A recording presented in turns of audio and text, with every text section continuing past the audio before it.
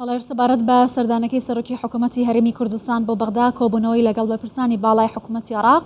زیاتر قسە دەکەم بەڕێز ڕێباس حەملان یاریدەدەری سەرۆکوەزیرانی هەرێمی کوردستان لەگەڵم دەبێت لە هەولێرەوە. بەڕێز ڕێباس حەملان ئەم کاتت باش دەمەوێت بەڕێزت وەکو یاریدەدەری سەرۆکوەزیرانی هەرێمی کوردستان گرنگی ئەم سەردانەی سەرۆکی حکوومەتمان پێ بڵێ تا چەندە گرنگە بەتایبەتی لە سەروبەندی داڕشتنەوەی پرۆژە یاسای بودجەی ساڵی 2023 وە کۆمەڵێک پرسی گرنگی دیکە کە هەرێم لەگەڵ بەغدا پێویستە چارەسەری بکات. لە ڕاستیدا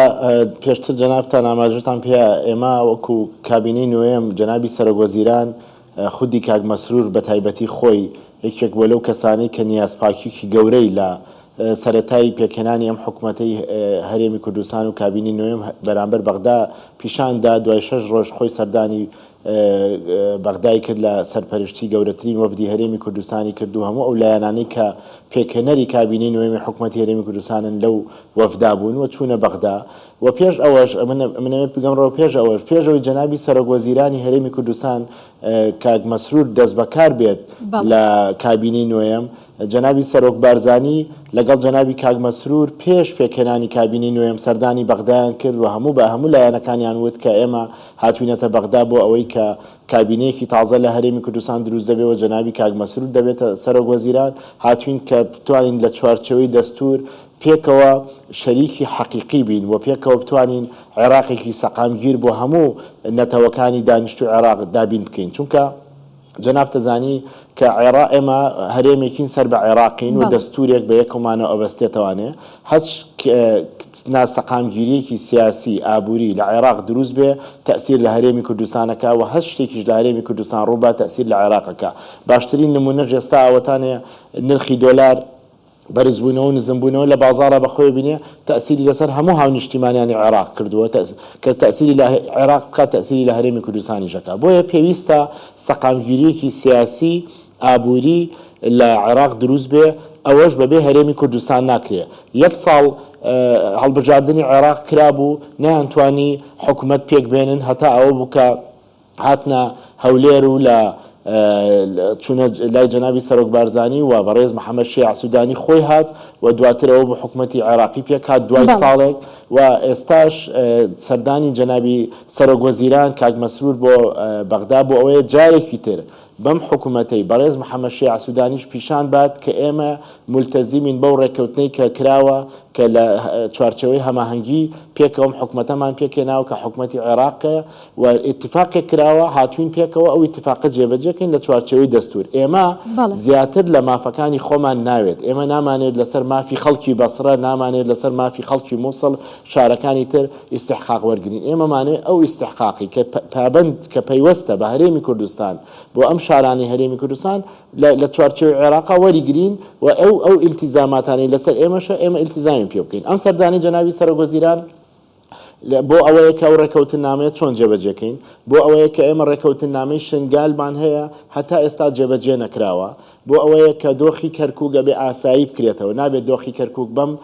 شێوەی ئێستا بمێنێتەوە بۆ ئەوەیە کە ئێمە بتوانین بابەتی مەلەفی نەوت و غاز یەکلاکەینەوە. مەلەفی نەوت و غاز خاتونگیان ئێمە سەر بە یاسای نەوت و گازی هەرێمی کوردستان سەر بە پەرلەمانی کوردستان ئەوی نەوتی خۆمان نەفرۆشین هیچ نایاساییەک و هیچ نادەستوریەکمان نەکردووە چونکە پەرلەمانی کوردستان پەرلەمانێکی دەستوریە و ئەو یاسایانی کە لەوێش دەرەچێت لە چوارچەوەیەکی دەستوریا دەرەچن. ئێستا داوامان لە بەغدا کردووە و جەنابی سەرۆکوەزیران ئەمڕۆژ تەکیدی لێ کاتەوە کە با یاسایەکی نەوت و غاز لە پەرلەمانی عێراق دەرچێت و ئەگەر ئەو یاسایە لە بەرژەوەندی و بە عەدالەت بۆ هەموو هاونیشتیمانیانی عێراق بێ ئێمەش بە تەکید وەکو هەرێمی کوردستان ئەگەر بەریەکەوتنی نەبێت لەگەڵ یاساکەی خۆمانە بە تەکید ئێمەش ئیلتیزامی پێ بکەین و بۆ هەموو عێراقیەکان باشترە بۆ ئێمەش باشترە. بابەتی دووەم بابەتی بودجەیە لەم ساڵدا بودجە بێ دەرچێت لەم ساڵدا بێ بودجە دەرچێت لە پەرلەمانی عێراق بۆ بودجەی ساڵی 2023 طبعاً بە تەوەقعاتی ئێمە گاتەمانی 4 و ئەوانە بەڵام ئێمە ئەمانەوێت لەم بودجەیە ئیستحقاقی هەرێمی کوردستان لە 12.67 بێتە لە ساڵ 14 چونکە لە ڕابردوو هەموو کەس دەزانێت هەرێمی کوردستان لە ساڵ 17 هەبوو دواتر لە بودجەی ساڵی 2021 کەمیان کردەوە بە 12.67 ئێستا حەقی خۆمانە کە ئەو بودجەی کە عێراق دەرەچێ ئێمە ببینە لە 14. باشە پێتان وایە ڕێژەکە بەرز بکرێتەوە بۆ لە 14 بەغدا بەڵێنی ئەوەی بە هەرێمی کوردستان داوە هیچ گەشتبینن لەو سەردانانی پێشتر کە وەفدەکانی هەرێمی کوردستان چووە دانیشتن کراوە لەگەڵ وەزارەتی نەوت لەگەڵ وەزارەتی دارایی لەگەڵ جەنابی ڕێز وزەرای پێشوو لەگەڵ ئەم بەڕێز محەممەد شێع سوودانی هەموو ئەمانە باسی ئەم بابەتە کراوە ئەمەلێکی گەورە هەیە کە ئیشەڵڵا وای لێ بکرێ ئێمە ئەبێتەوە بزانین بۆ خەڵکی هەرێمی کوردستان بۆ بەرژەوەندی خەڵکی هەرێمی کوردستان و بە بەرژەوەندی خەڵکی عێراق باشترە کە ئێمە پێکەوە بین کە ڕێکەوتنمان هەبێ کە بگەینە نەتیجەیەک کە بە تەوازون بێ بۆ هەردوو لا هیچ لایەک لەسەر لاقی کە نەبێت چونکە ئەگەر ئەم ڕێکەوتنە سەر بگرێ هەردوو لا براوین و ئەم ڕێکەوتنە سەر نەگرێ بە تەکید تەسیر لەسەر هەردوو لاکە بۆیە ئێمە جنابی سەرۆکوەزیران زۆر تەکید لەوا کاتەوە کە بگەینە ڕێکەوتن و ئەمەلێکی زۆری شەیە کە ئەگەینە ڕێکەوتن و ئینشاءڵڵا هەواڵی زۆر خۆش ئەگاتەوە خەڵکی بەرز ڕێباز حەملان یاسای سەرۆکوەزیران بەتەکید کە سەردانەکەی کردەوە بۆ ئەوەیە ساڵی 2021دا لە جدولی جیم باس لە موچەی فەرمانبەرانی عێراق و هەرێمی کوردستان دەکات ژمارەی فەرمانبەرانی هەرێمی کوردستان بە 682,000 فەرمانبەر خەمڵێنراوە و 550 ملیار دیناریشی بۆ جێگیرکراوە بەڵام بینیمان کە ئەم موچەی فەرمانبەران دەبڕدرێت نادرێت پابەندبوون بەم ڕێککەوتنانە تا چەندە گرنگە ئایا ئەم ساڵ لە بودجەدا دەتوانرێت ژمارە فەرمانبەران دیاری بکرێت ئەو ژمارانە لای هەرێمی کوردستان بۆ عێراق ڕوونە ژمارەکان لە بەردەستن ئێمە تەمان لە ڕابردوو چاودێری دارایی عێراق ڕاست پێدرا کە لەگەڵ چاودێری دارایی هەرێمی کوردستان بە هەموو ئەو میزانیانە بچنەوە کە لە نێوان ئێمە و بەغدایە و لەوەش گرنگتر بابەتی ڕاژەیە و ئێمە ئێستا ئەنجومەنی ڕاژەمان دروست کردو لە هەرێمی کوردستان ئێمە پێمان وتون ئێمە زیاد 1,255,000 موچە خۆرمان هەیە ئێوە هەموو ساڵێک لە بودجەی خۆتانە کە داتان ناوە 682,000 کەستان داناوە فەرموو بە چاودێری دارایی عێراق خۆی لەگەڵ چاودێری دارایی هەرێمی کوردستان بۆتان پسەلمێنێت کە هەموو ئەو لیستانەی کە لە هەرێمی کوردستان موچە وەرەگرن لە مەدەنی و لە سەربازی بخەرێتە بەردەستان بۆیە قسەش لەسەر ئەم بابەتە کراوە کە چارەسەر بکرێ و موچەخۆرانی هەرێمی کوردستان کەوانی مەدەنین زیاتر لە 650,000 نەک 682,000 بووە بێ ئێمە ئەزانی ئەگەم ئێمە ئەگەر لەسەر بودجە بگەینە ڕێکەوتن و لەسەر شێوازی تەعاملمان لەسەر مەلەفی نەوت بگەینە ڕێکەوتن بە تەکید مەوزوعی میلاکات و ئەوانەش لە چوارچەوەی بودجە چارەسەرەکرێ وەکو من بە جەنابتم وت چوونی جەنابی سەرۆکوەزیرانی هەرێمی کوردستان ئەمڕۆ بۆ بەغدا لە خۆڕانیە و ئەمە ئیشێکی زۆری پێشتر بۆ کراوە و پەیوەندیکی باشیش دروست کراوەتەوە جارێکی تر لەگەڵ بەغدا وەکو جەنابتان ئەزانن کە پێکهێنەری سەرەکی حکوومەتی هەرێمی کوردستان یەکێتی نیشتیمانی و پارتی دیموکراتی کوردستانەوە هەردوو هەم حیزبەش لە چوارچەوەی هەماهەنگی لە عێراق بەشدار بوون لە پێکهێنانی ئەم حکوومەتە تازایی کە لە بەغدا دروست بووە بۆیە ئەمەلێکی زۆر هەیە کە بە تەکید ڕێکەوتنی ژەکرێ و گەینە حەل بەڵام ئەوانەی کە ئێمە بەلامەوە مەبەستە بگاتە هەموو هاو نیشتیمانیانی هەرێمی کوردستان چوونی جەنابی کاک مەسرور ئەمڕۆ بە بەغدا تەنها لەسەر مەوزوعی بودجە نییە تەنها لەسەر میزانی نیە بەڵکو لەسەر کێشەی چنگالە کە کێشەیەکی گرنگە تا ئێستا یەکلا نەکراوەتەوە لەسەر مەوزوعی سنوورەکانمانە لەسەر ئەوەیە کە هەیمەنەی هەرێمی کوردستان لە چوارچێوەی عێراقیە عێراق واجبە لەسەری کە سیادەی هەرێمی کوردستان و سیادەی عێراق بپارێزێ ئێمە لە ڕابردوو چەندین جار تووشی هێرشی ناڕەوا بووینەتەوە بۆیە یعنی بابەتی پاراستنی ژیانی خەڵک بابەتی سەقامگیری سیاسی بابەتی سەقامگیری ئەمنی اینجا بابەتی ئیستحقاقی پێشمەرگە جوتیارەکانی هەرێمی کوردستان دەرمان بۆ هەرێمی کوردستان بابەتی کارەبا هەموومانە بابەتی هەڵپەسێدراون لە بینی ئێمە بەغدا ماون تەنها مەسەلە موچە و میزانیە نییە بۆیە جەنابی کە لەگەڵ بەغدا ئێوە مناقەشە بکە یاخود ئێوە مفاوەزات کە ئێوە لەسەر هەموو بابەتەکان بێت چونکە ئەمە یەک پاکێجە پارچە پارچە ناکرێت تەنها مەسەلە بودجە بێت تەنها مەسەلە موچە بێت موچەی خەڵکی کوردستان هیچ منەتێکی تیانێ بۆ خەڵکی کوردستان واجبێکە کە حکوومەتی هەرێمی کوردستان دابینیکە بەڵام هەموو موچەخۆرێک لە هەرێمی کوردستان هاونیشتیمانیەکی عێراقە ناکرێت بابەتی موچە تێکەڵ بە ململانەی سیاسی و کێشەی ترکرێ ئەم بابەتانە لەگەڵ جەنابی محەممەد شێع سوودانی تقریبا یەکلا کراوەتەوە بە بەشێکی تری سەردانەکەی جەنابی سەرۆکوەزیران بۆ لای بەڕێز سەرۆکایەتی پەرلەمانی عێراقا دواتر لەسەر ئەوەیە کە لەگەڵ بەڕێز حەلبوسیش باسی مەسەلەی دەرچواندنی یاسای ئەوە بکرێ میزانی عێراق بکرێ هەروەها لەسەر ئەو پرۆژە یاسانی کە استراتیجین لە عێراق مەسەلەی دادگای فیدرالیە لەسەر مەوزوعی بودجەی پێشمەرگەیە کە پێشمەرگە بەشداریکی گرنگی هەبووە لە دەرکردنی داعش لە تێکشکاندنی داعش لە بەرامبەر بەوەشە نەکرا هێشتا نە لە مەسەلەی تەجهیزی نە لەسەرەی موچەی نە لەسەرەی هەموو شتانی کە بۆ حەشدی شەعبی و بۆ هێز عێراقیەکانی کە کراوە بێ بۆ پێشمەرگەشی بکرێت چونکە خۆ بەپێی دەستور پێشمەرگەش لە چوارچەوەی مەنزومەی عسکەری عێراقیە بابەتێکی کە بابەتی کەرکووکە کە ئابێت دۆخی کەرکووک ئاسایی بکرێتەوە ناکرێت بەم تۆخە هەڵپەسێدراوی بکرێ بۆیە لایەنە سیاسەکان پارتی دیموکراتی کوردستان و لایەنەکانی تر بچوان بچنەوە کەرکووک وە کەرکوو بەپێی دەستور و مادی 140 حەلکرێ بابەتی کێشەیەکی گەورەتریش کە ئێستا ماوەتەوە سەر هەڵدانەوەی لە هەندێک ناوچەی هەرێمی کوردستان مەسەلەن لە گەرمیان لە کفریە لە کەلارە یاخود لە منطقەی قەرەچووغە مەسەلەی داعشە ئەو فەراغە ئەمنی لە بینی هەرێمی کوردستان یاخود لە بینی پێشمەرگە و هێزە عێراقیەکان هەیە ئەبێت پڕ کرێتەوە نابێت بەم شێوە بێ کە داعش و هەز تیرۆریستی کە بێ استقلالی ئەم بۆشایی ئەمنیە بکە بۆیە من لێرە بە خەڵکی کوردستان ئەڵێم چوونی جەنابی سەرۆک وەزیران بۆ بەغدا بۆ جاری سێم کە لە هەر سێ حکومەتەکە چووە بۆ حکومەتی بەڕێز عادل عەبدولمەهدی جەنابی خۆی سەرۆکایەتی وەفدی کردو بۆ حکومەتی بەڕێز کازمی جەنابی خۆی سەرۆکایەتی وەفدی کردو ئەمڕۆژ لەم حکومەتە تازەی جەنابی محەممەد شەیع سوودانی هەر جەنابی جارێکی تر چۆتەوە بۆ ئەوەی کە بۆ خەڵکی کوردستان ڕوون بێت کە پەرۆشی جەنابی سەرۆک وەزیرانی هەرێمی کوردستان بۆ ئەوەیە کە ئێمە باشترین ژیان و خۆشگوزەرانی بۆ خەڵکی کوردستان دابینکەین لە ڕووی ئابووری لە ڕووی ئاوەدانی زیاتر لە ڕووی ئەمنی لە ڕووی سەقامگیری سیاسی ئەوێن ئەبێ حکومەتی عێراقیشەوەی لەبەر چاو بێکە ئێمە لە هەموو ساڵانی ڕابردوو زیاتر لە 1.5 ملیۆن ئاوارەی مووسڵ و دەوروبەری بەغدا و هەموو شارەکانی تری عێراق هاتوون لە هەرێمی کوردستان بوون تا ئێستا زۆربیان لێرن و لەو کەمپانیان کە لێرن ئێوانە هەمووی لە تەندروستی هەرێمی کوردستان سوودمەند بوون لە ئەمنیەتی هەرێمی کوردستان سوودمەند بوون و بەشێکی زۆری لە ناو شارەکانە ئیشەکەن یعنی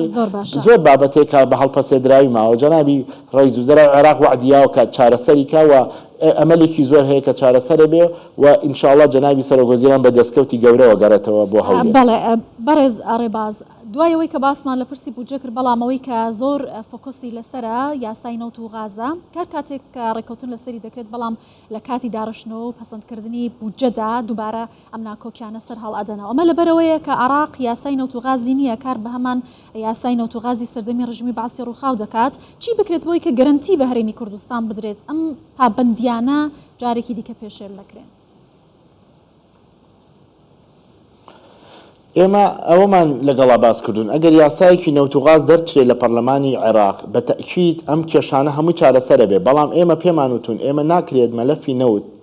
تەسلیمی بەغدا بکەین بەڵام ئێوە ئاعتراف بە ژماری موچەخۆرانی ئێمە نەکەن ئێمە ناکرێت هەموو مەلەفی بەغدا نەوت تەسلیمی بەغدا بکەین بەڵام ئێوە ئیستحقاقی شەریکاتی بەرهەمێنانی نەوت نەدەن یاخود ئەو قەرزانی کە لە کابینەکانی پێشووتر تەراکمی کردووە لەسەر لەگەڵ شەریکاتی نەوت ئێمە قەرزاریانی نەبێ پارەکانیان وردەوردە بینەوە ناکرێت ئەم مەلەفە بە یەکەوە یەک پاکێجە ناکرێت من بڵێم لەمڕۆوە نەوتی هەرێمی کوردستان لە ڕێی سۆمۆوە بچێتە دەرەوە بەڵامی تر کێشەکانی ڕابردوو بەجێ بێڵن بۆ خۆمان ئێمە لە چی لەسەر چه حسابێک ئەو قەرزانەی ڕابردوو بینەوە لەسەر چه حسابێک ئەو ئیستحقاقی شەریکاتی نەوت بینەوانێ و ئەو شتانش کە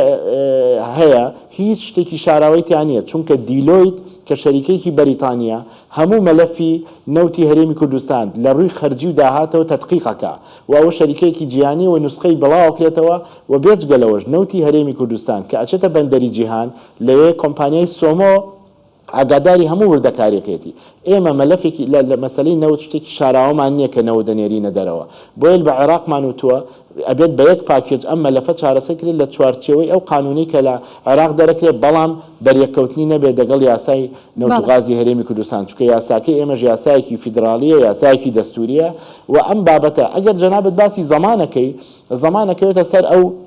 ئێمە حتا لەگەڵ بەغدا ئیتفاقمان هەبێ تا لەگەڵ بەغدا لە ڕووی سیاسیەوە سەقامگیریشی ئارام و ڕێکەوتنمان هەبێ بە تەکید ئەو شتانە ئەبێتە زمانێک کە ئەم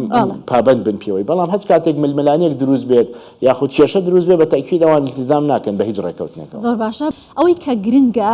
پابندبوونی حکوومەتی عێراق بە جێبەجێکردنی ئەو ڕێکەوتنانەی کە لەگەڵ هەرێمی کوردستان لەسەر بنەمای دەستور هەیەتی حکوومەتەکەی محەممەد شیع سوودانی و پێکاتە سیاسیەکەی کۆمەڵێک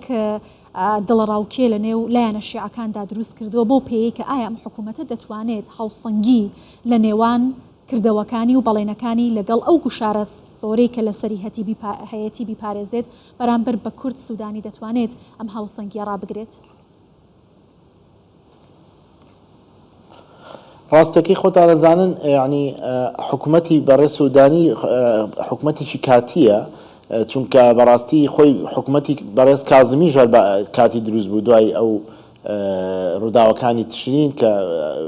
ئەو خۆپیشاندانەکان کە کرا لە بەقا بەڵام ئەم حکوومەتە تەبعاان بۆ ماوەی ساڵ و نییە کە بەڵام ئێمە پێویستمان بەوەیە بە بەغدامان وتووە کە بناغەیەکی متمانە دروستکردن لەگەڵ یەکتری جاری کە بنیاد بنینەوە. ئێمە بیرمان نەچێت لە ساڵی 2023ەوە هەتا ئێستا حکوومەتی عێراق دروستبوونەوەی دەوڵەتی عێراق بەهۆی کوردەوە جارێکی تر پێی نایەوە هاتەوە سەر پێی خۆی چونکە بەڕاستی هەرێمی کوردستان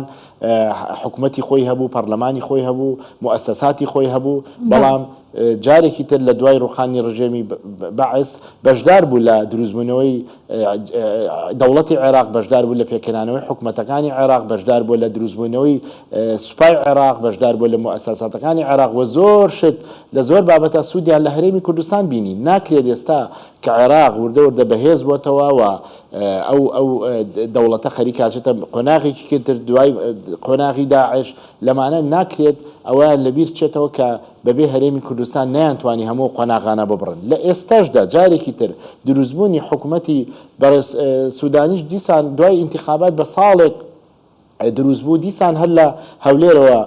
لە هەرێمی کوردستانەوە بناغەکەی دانرا ئەو دواترەوە بوو کە چوارچەوەی هەماهەنگی پێکیانێنا ئەبێت ئەوان ئەو بۆ خۆیان باشترە کە متمانە لەگەڵ هەرێمی کوردستان دروستکەن ئێمە بەپێی دەستوری عێراق بەپێی ئەم سیادەی ئەم وڵاتە هاونیشتیمانی ئەم عێراقین و هەرێمی کوردستان سەر بە عێراقا و ئێمە لە چوارچەوەی دەستورە هەرێمێکمان هەیە بەڵام ئەگەر ئەوان التیزام نەکەن دیسانەوە کێشەکان وەکو پێشووی لێتەوە ئەوان خۆشیان تێگەیشتن هەر کاتێک کێشیان لەگەڵ هەرێمی کوردستانە بێت کێشەکانی ئەوانش قوڵترە بێتەوە چونکە هەم لە بینی لایەنە شیعەکان کێشە هەیە هەتا ئێستاش و هەروەها لەگەڵ سوننەکان کێشیان هەیە و لەگەڵ هەرێمی کوردستانی ژەگەر کێشیان هەبێت بابەتەکانی خۆشیان قوڵترە بێتەوە بۆیە ئێمە یعنی ڕوئیامان وایە کە ئێستا بەڕێز محەممەد شیع سوودانی بتوانێت ناڵم هەمووی بەڵام بتوانێت بەشێک لە کێشە هەڵپەسێدراوەکانی نێوان هەولێر و بەغدا چارەسەر بکات یاخود بگەینە حەل تەوان بەیەکەوە و ئەم سەردانی ئەمڕۆی جەنابی سەرۆکوەزیرانیش بەڕاستی بۆ ئەوەیە کە لەگەڵ یا بە جددی یعنی لەسەر ئەو خاڵانی کە ئەچێتە بواری جێبەجێکردن و کاری لەسەر بکەن و بیکەن بە چەند قۆناغێک یعنی ئێستا مەسەلەن قۆناغی بودجە ئێستا لە ئێستا بێت چارەسەرکەین تا مانگی 3-4 ئەگەر بێت لە پێشی بچێتە پەرلەمان بە ڕێککەوتنی هەمومان بێت اینجا بچێتە پەرلەمان بابەتی دووەم مەسەلەی شنگالە بابەتی سێم مەسەلەی پێشمەرگەیە بابەتی چوارەم مەسەلەی هەموو ئەو ناوچانی کە ناوچەکانی دەرەوەی ئیداری هەرێمی کوردستان و ناوچە کوردستانەکانن ئەبێت ئەمانە چارەسەر کرێن ئیجینا کێشەکان هەموو جارێک قوڵترە بێتەوە ئەو کێشانی کە لە ڕابردوو لە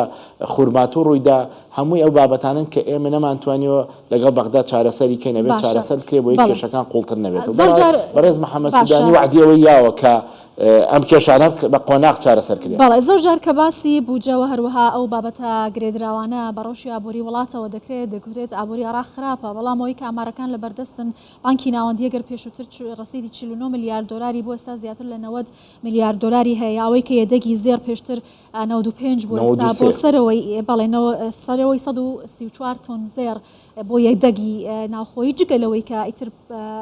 داهاتی نەوت و سەرچاوەکانی دیکەش هەیە بەم ئابووریەوە عێراق دەتوانێت ڕوبەڕووی هەموو ئەو تەحەدیاتانە ببێتەوە و هاوکات پابەندی مافە دەستوریەکانی هەرێمی کوردستان و بەش و پشکی هەرێمی کوردستانیش بێت یا گوشارەکان وای لێزەکە هەندێک جار لە ئەو ڕێڕەوە ڕاستە لا بدات. خاتون جناب تزانی وەکو خۆشت باسی کرد یعنی عێراق وڵاتێکی دەوڵەمەنە و نەوتێکی زۆریە و احتیاطێکی زۆری لە پارەش و لە مەسەلەی زێر هەیە بەڵام عێراق کۆمەڵی کێشەی گەورەی هەیە یەکێک لەوانە تا ئێستا حکوومەتێکی عادل یاخود حکوومەتێک دروست نەبووە بتوانێت هاوسەنگی بپارێزێت لە بینی هەموو عێراقیەکانە لە بینی هەموو نەتەوەکانە لە بینی هەموو دینەکانە لە بینی هەموو سونە و شیعە و کوردە و نەیتوانێت لە بینی شیعە خۆشی هاوسەنگی ڕاگرێت ئەمە بابەتێک بابەتی دووەم مەوزوعی سیادەی عێراق تا ئێستا نەیتوانیوە سیادەی خۆی بپارێزێ هەر ڕۆژە لە دەوڵەتێکی دراوسێ و پەلاماری سنوورە ئیرێ ئاسمانی ئەم وڵاتە ئەبەزێندرێت لە کێشەی گەورە دروست دەبێت لە ناو عێراق نەیتوانیوە دەوڵەتێک بێت سیادەی خۆی بپارێزێ کە ئەمەش دیسانە و کێشەی ئابووری و سەقامگیری بۆ وڵاتەکە دروستەکە بابەتی سێم مەوزوعی ئاوەدانیە یعنی ئێمە لە هەرێمی کوردستان بەردەوام ئەگەر لە ناو خۆشمانە گلەیی هەبێت و هەشتێک طبعاً حکوومەتی هەرێم هەشتێک بۆ خەڵکی کوردستان بکات واجبی سەرشانێتی چکە بێ حکوومەتی خەڵک بێ بەڵام ئەگەر بەراوردی خۆمان بکەین بەراوردی دوهۆک و هەولێر و سلێمانی بکەین لە چاو شارەکانی ناوەڕاست و باشووری عێراق ئێمە زۆر هەنگاو و زۆر قۆناغی گرنگمان بڕیوە و ئاوەدانی لێرە هەیە لەوێ نەکراوە بەڵام ئەگەر حکوومەتی عێراق ئەم هەموو پارەی لە بەردەستە خۆیش نەبێ وڵ شارەکانی خۆی ئاوەدان کاتەوە نەجەب ئاوەدان کاتەوە مووسڵ ئاوەدان کاتەوە ئەو شارانی کە کەوتنە دەست داعش ئاوەدانی کاتەوە تا ئێستا نەیانتوانیوە بەپی ئەو حەجمە دەوڵەمەندیە ئەو حەجمەی کە لە بەردەستیانەیە بتوانن عێراق بخەنە قۆناغێکی پێشکەوتوتر بۆیە يعني هیوادارین لەم مەرحەلەی کە بەڕێز محەممەد شێع سوودانی و حکوومەتەکانی دوای ئەویش بتوانن بیر لە دەوڵەتداری بکەنەوە بتوانن ئیدارەیەکی دەوڵەت نێڵن دەستی لایانی دەرەکی نێڵن دەستی ئەحزاب بێتە ناو حکوومەتەکە چونکە ئەو حکوومەتە پێگێت بە تەکید بە تەوافقی هەموو لایەنەکانی شیعە و سونە و کورد پێکاتوە بۆیە ئێستا پێویستە حکوومەتێک بێ حکوومەتێکی خۆی بە باوک بێزانێ بۆ هەموو پێکاتەکانی عێراق و بە تایبەتیش هەرێمی کوردستان و خۆشیان لەوە تێگەیشتون کە کێشەیانە بێت دەگەڵ هەرێمی کوردستان خۆشیان کێشیان بۆ دروزە بێ وەرەگەڵ ئێمەش بۆیە من پێم وایە ئێستا گەیشتونەتە قۆناغێکی تر کە بتوانین پێکەوە کار بکەین و پێکیشەوە بەشدار بین لە بنیادنانەوەی عێراق و ئەو پشکی کە هی هەرێمی کوردستانیشە ئێمەش بەشی خۆمان سود لەوە ببینین باڵە پێتان وایە کە لایەنەکانی دیکەی پێکێنەری حکوومەت هەر هەمان بۆ چوونیان هەیە بەرامبەر بە کورد و بەرامبەر بە سەقامگیری لە عێراق و جێبەجێکردنی ئەو بەڵێنانەی کە حکوومەت بە خەڵکی داوە بە هەرێمی کوردستانیشەوە بە تەکید نیانە چونکە هەندێک لەو لایەنە شیعانە لە ژێر تەسیری وڵاتانی دەرەکی و ناوچەکەن واخۆت هەندێکیان بەرژەوەندی شخصیان هەیە بە تەکید هەمان بیر و ڕایان نییە بۆ سەقامگیری عێراق یاخود هەندێکیان لەوانەیە گەر عێراق زۆر سەقامگیر و بێ و موسەساتی دەوڵەت زۆر بەهێز بێ لەوانەیە بەرژەوەندی شخصیەکانیان کێشەی تێبکەوێ و ئێستاش مثلا لەسەر بانقی پارێزگاری بانقی مرکزی عێراق کێشەیان هەیە بەیانەی بیگۆڕن لە گوایە مەوزوعی دۆلار بووە یعنی ئەنواع عشقال کێشەیان لە بینی خۆیانە هەیە بەڵام من پێم وایە ئەکەوێتە سەر ڕێیز وزەرا ڕێیز وزەرا گەر ڕێیز وزەرایەکی بەهێز بێ دوای ئەوەی کە متمانەی پەرلەمانی بەدەستێناوە دوای ئەوەی کە متمانەی لایەنە سیاسیەکانی عێراقی بەدەستێناوە ئەتوانێت بەشدار بێت لەوەی کە عێراق یاخود حکوومەتی عێراقی بخاتە قۆناغێکی ترەوە سەرەڕای هەموو تەحەدیاتی و ئاڵنگارەکانی یەتە بەردەمی بە تەکید هەست کەس ببێتە ڕێیز وزەرای عێراق تێگا کە ئاڵنگاری و تەحەدای زۆر لە بەردەمایە بەڵام ئەبێت خۆی بتوانێت خاوەن بڕیار بێت و بەشێکی زۆر لەو قۆناغانە تێپەڕێنێ ئەگەر ڕێیز وزەرای عێراق بتوانێت بەشێکی زۆر لە مافانەی کە هی هەرێمی کوردستانە بەدەستی بێنێت بۆ پشتیوانی حکوومەتی هەرێم و خەڵکی هەرێمی کوردستانی هەبێت بە تەکید ئەویش ئەتوانێت بە بەهێزتر حکوومەتەکەی بەڕێوەبەرێ و بتوانێت زیاتر پشت ئەستورتر بێ بە هەرێم بۆ ڕوبەڕووبوونەوەی ئەو تەحەدیاتانیەتە بەردەمیان یعنی ئێمە لە زۆر قۆناغا یارمەتی حکوومەتەکانی تری پێشومان ناوە لە ڕووی ئاوارە لە ڕووی دەرمان لە ڕووی شەڕی داعش لە زۆر بابەتی تر حتا لە زۆر بابەتە سوودیان لە تەجروبەکانی هەرێمی کوردستان وەرگرتووە بۆیە ئێمە پشتیوانی ئەو حکوومەتاکەین و ئەشمانەوێت هەماهەنگی زیاتر بین ئێمە ئەمانەیەت شەریک بین ئێمە مانێت شەریکێکی حەقیقی بین بە تەوازن بە عەدالەت بە پێی دەستور مافی هەردوو لا بپارێزرێت و ئیلتیزامی هەردوو لاش بپارێزرێت ئێمە ئەمڕۆ لەڕێی جەنابی سەرۆکوەزیرانەوە جارێکی تر بۆ هەر چوار سەرۆکایەتێکە سەرۆکایەتی کۆمار سەرۆکایەتی وزەرا سەرۆکایەتی پەرلەمان و ئەنجومەنی قەزا جارێکی تر پەیامی جەنابی سەرۆکوەزیران ئەمڕۆ ئەوە ئەبێت کە ئێمە ئەو بەپێی دەستور و بەپێی ڕێکەوتنامەی چوارچەوەی هەماهەنگی هەچ ئیلتیزامێک لەسەر هەرێمی کوردستان ئێمە ئامادەین وەکو خۆمان جێبەجێەکەین بەڵام چەپڵە بە یەک دەست لێ نایرێ ئەبێ ئەوانیش ئەو ئیلتیزاماتانی لەسەر شیانیانە بەرامبەر هەرێم جێبەجێکەن بۆی پێ کۆبتوای تەوافقێکی درێژخایانمان هەبێت یعنی ڕاستە حکوومەتی بەڕێز سوودانی کاتیە بەڵام ئەگەر بناغەیەکی پتەوی تەفاهمی بینی یەکتریمان هەبێت بۆ حکوومەتەکانی داهاتووش هەر بەو شێوەیە ئەڕوات. باشە بەڕێز تاماژەت بە خاڵێکی گرنگ کردەویش پەیامەکەی سەرۆکی حکوومەت یاریمی کوردستانە هەر لە یەکەم وتاری دوای یەک ساڵی دەست بەکاربوونی کابینەی نوێیەم سەرۆکی حکوومەت وتی ئەوەی کە ئەرک بێت ئێمە جێبەجێمان کردووە بەڵام مافەکانمان پێ نەدراوە پێتان وایە ئەمڕۆ ڕێککەوتن دەکرێت ئەو ڕێککەوتنانە پابندبوونی پێوە دیار دەبێت یا بە هەمان شێوە ڕێککەوتنێکی سەرکاغەز دەبن و دواتر بەغدا پشت لە هەموو ئەو بەڵێنانە دەکات کە بە هەرێمی کوردستانی داوە. ئەزانی من حەزەکەم بە حکمیم 3 ساڵی کە لەگەڵ جەنابی سەرۆک وەزیران کاک مەسرور کارم کردووە وەکو یاریدەدەری جەنابیان کاک مەسرور پیاوێکی زۆر قەومیە و پیاوێکی زۆر دووربینە و هیچ شتێکیش بەبێ پلان و بەرنامە ناکات و لەوانەیە لە هەندێک بابەتە بەسەرەن ڕوئایەکی کە هەبێت یاخود شێوازێکی کە خوێندنەوەی بۆی هەبێت بەڵام بە تەکید ئەم جەنابی سەرۆک وەزیرانی هەرێمی کوردستان کەشتیوانێکە بێت کە حکوومەتەکەی خۆی و مەسیری هەرێمی کوردستان لە داهاتوە بینن کە ئیگەنێتە قۆناغێکی زۆر گەشە سەندووتر بۆیە بە تەکید چوونی ئەمڕۆی بۆ بەغدا بە هیچ شێوەیەک لە خۆڕایی نییە بە هیچ شێوەیەک بەبێ پلان نییە بە هیچ شێوەیەک بەبێ بەرنامە نییە بە تەکید ئەگەر نەگەیشتینە بەرنامەیەک نەبێت کە بۆی بگەینە ڕێکەوتن جەنابی ئەمڕۆ خۆی ناچوێ بەغدا بۆیە بە تەکید بە هەواڵی خۆش و بە دەستکەوتی گەورەیەت من ناڵم بە یەک جار هەموو کێشەکان چارەسەرەکە ناڵین بە یەک جار هەموو بەڵام لانی کەم بچینە قۆناغێک کەش بەشێک لە ئەو قفڵانەی کە یاخود ئەو بربەستانی کە لە بینی ئێمە بەغدایە بکرێتەوانێ بە تایبەتی مەسەلەی بودجە کە زۆر گرنگە بۆ خۆشگوزەرانی هەرێمی کوردستان و بابەتێکی کەش بابەتێکە کە ئێستا هەموو خەڵکی عێراقی پێوە گیرۆدە بووە مەسەلەی بانقی مەسەلەی بەرزبوونەوەی نرخی دۆلارە کە تەسیری لە بازار و لە موچەخۆران و لە خەڵکی هەرێمی کوردستانیش کردووە لە عێراق کردووە ئەبێت ئەم بابەتانە چارەسەر کرێت یعنی ئەم بابەتانە ئەبێت بانقی مرکزی و دەوڵەتی عێراق بچنە ژێرباری ئەو مەسئولیەتە چونکە تەسیر لەسەر هەموو عێراقە بۆیە ئەم بابەتانە هەمووی ئیمڕۆ باسەکرێ و بە تەکید جەنابی بە دەستکەوتی گرنگ و بە هەواڵی خۆشەوە دێتەوە. زۆر باشە بەڕێز ڕێباز حەملان یاریدەدەری سەرۆک وەزیرانی هەرێمی کوردستان زۆر سپاس لە ئەمڕۆ ماڵە تایبەتی گەشتی کاتژمێر 12 کوردستان 24 لەگەڵمان بوویشەوە زۆر سپاس بۆ ئێوەش.